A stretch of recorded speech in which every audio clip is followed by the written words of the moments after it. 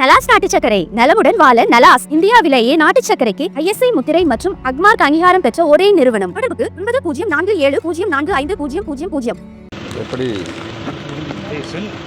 கடந்த 50-60 ஆண்டுகளாக இயங்கி வருகிறது, எவ்வாறு அது கட்டமைக்கப்பட்டது என்பது குறித்த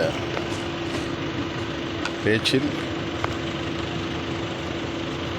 எம்ஜிஆர் அவர்களை பற்றியும் நான் குறிப்பிட்டேன். அவ்வளவுதான். எம்ஜிஆர் அவர்கள் மீது எனக்கு மிகுந்த மதிப்பு உண்டு. ஜெயலலிதா அம்மையார் மீதும் அதீதமான மதிப்பு உண்டு. அவர்களை பலமுறை நான் மனம் திறந்து பாராட்டியிருக்கிறேன். தமிழ்நாட்டு அரசியல் எப்படி கலைஞரை மையப்படுத்தி அவருக்கு எதிரான ஒரு எதிர்ப்பு அரசியலாக மாறியது என்று அவருடைய நினைவேந்தல் நிகழ்வில் பேசினேன். அவ்வளவுதான்.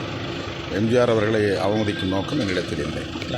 மீண்டும் திமுக கூட்டணியில் கருத்து வேறுபாடு இருக்குன்னு எடப்பாடி சொல்லியிருக்காங்க. இன்னும் 8 மாத காலம் இருக்குது, நாங்கள் பெரிய கூட்டணி அமைப்புன்னு சொல்லி அது அவருடைய ஆசை, அவருடைய முயற்சி. 8 மாத காலத்தில் அவர் அதை சாதிக்க வேண்டும் என்று விரும்புகிறார். அது அவருடைய தனிப்பட்ட விருப்பம். கருத்து வேறுபாடு திமுக கூட்டணியில் மீண்டும் அது எனக்கு அந்த மாதிரி எதுவும் தெரியல. திமுக கூட்டணியில் எந்த கட்சிகளுக்கு இடையிலே கருத்து வேறுபாடு இருக்கிறது என்று எனக்கு தெரியவில்லை. கருத்து வேறுபாடுகள் இருக்கும், ஆனால் அது ஒரு உறவை அல்லது கூட்டணி உறவை சிதைப்பதாக இருக்குமா என்று எனக்கு தெரியவில்லை. எந்த பொருளில் அவர் சொல்லுகிறார் என்று அவரிடம்தான் விளக்கம் கேட்க வேண்டும். பாமக பொதுக்குழு நீங்கள் அன்புமணியும் ராமதாஸும் இணைஞ்சிருவாங்க, இணைஞ்சு தான் தேர்தலை சந்திப்பாங்க. ஆனால் விரிசல் அதிகமாகிட்டே போகுது. அதில் நான் கருத்து சொல்ல விரும்பவில்லை.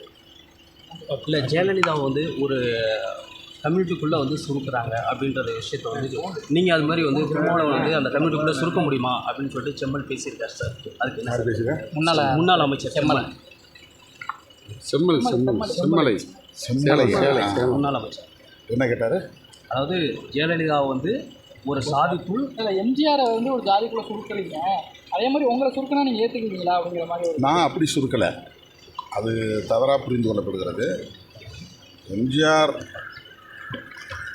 தலைமையில் அதிமுக இயங்கியதும் ஜெயலலிதா அம்மையார் தலைமையில் அதிமுக இயங்கியதும் கருணாநிதி எதிர்ப்பை முதன்மையாக கொண்டிருந்தது என்று விளக்கும் ஒரு உரையாக என்னுடைய உரை அமைந்திருந்தது.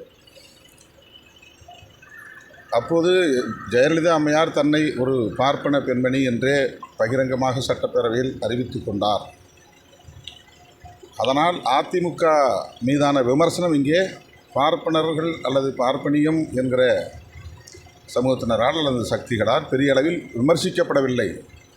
கலைஞரை எதிர்த்த அளவுக்கு, விமர்சித்த அளவுக்கு அந்த ஒரு குறிப்பிட்ட சக்திகள் அதிமுகவையோ அல்லது எம்ஜிஆர் அவர்களையோ அல்லது ஜெயலலிதா அம்மையார் அவர்களையோ அவர்கள் ஒரு பகையாக கருதவில்லை, எதிரியாக கருதவில்லை. இந்த பொருளில் நான் அதை சொன்னேன். அவ்வளோதான். அவர்களை அப்படி சுருக்க முடியாது. எம்ஜிஆர் அதை கடந்தவர், ஜெயலலிதா அம்மையாரும் அந்த எல்லைகளை கடந்தவர் என்பது எல்லோருக்கும் தெரியும்.